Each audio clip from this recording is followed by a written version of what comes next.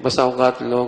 کہتے ہیں بھائی کاروبار ہے، سیزن کا موسم ہے، جلدی سے قرآن 5 دنوں میں 7 دن میں ختم کر لو، پھر سیزن پہ لگ جائیں گے،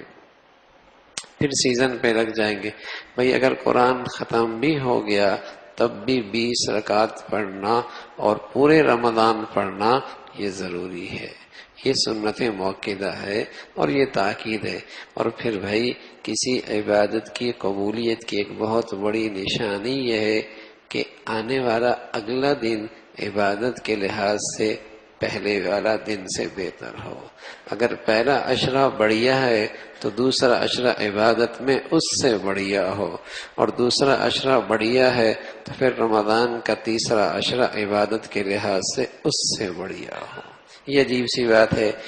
پہلے 3 دنوں میں مسجد میں خوب رش ہوتا ہے، سڑکوں پر بھی جگہ کوئی نہیں ملتی، اور آہستہ آہستہ مجمع سمٹنے لگتا ہے، سمٹنے لگتا ہے۔ ارے بھائی اللہ کے ہاں عبادت قبول ہو گئی، سعادت ملی، تو رمضان کی برکتوں کا تقاضا تو یہ ہے کہ ہر آنے والا دن پہلے سے زیادہ عبادت کے لحاظ سے قیمتی بنایا جائے۔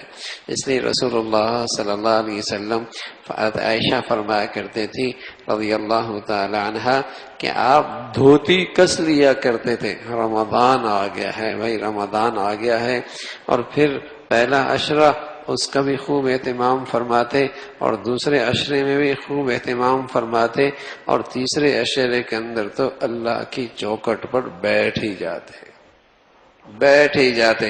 میرے پیارے نبی صلی اللہ علیہ وسلم نے ساری زندگی سوائے ایک رمضان کے ساری زندگی آخری عشرہ اللہ کے گھر میں پورا کا پورا گزارا، پورا کا ساری زندگی عظمت امت کو سمجھائی، اہمیت بتائی، کیا دولت امت کو ملی ہے۔ اور آپ علیہ الصلوۃ والسلام 3 مہینے پہلے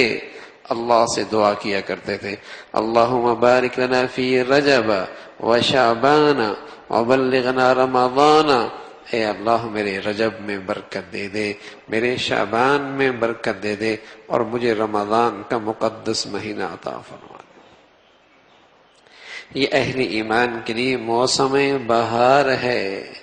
تو مسلمان اس میں خوب اہتمام کیا کرتے۔